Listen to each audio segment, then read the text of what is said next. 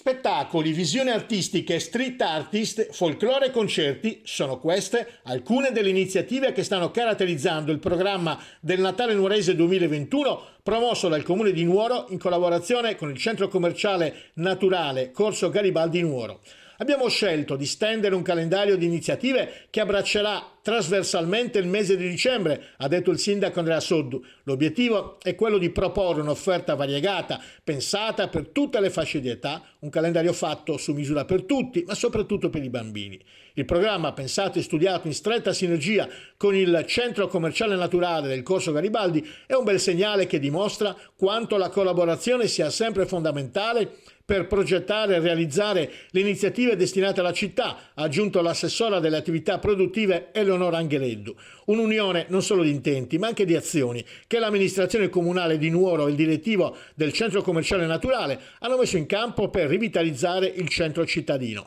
Le manifestazioni proposte hanno come obiettivo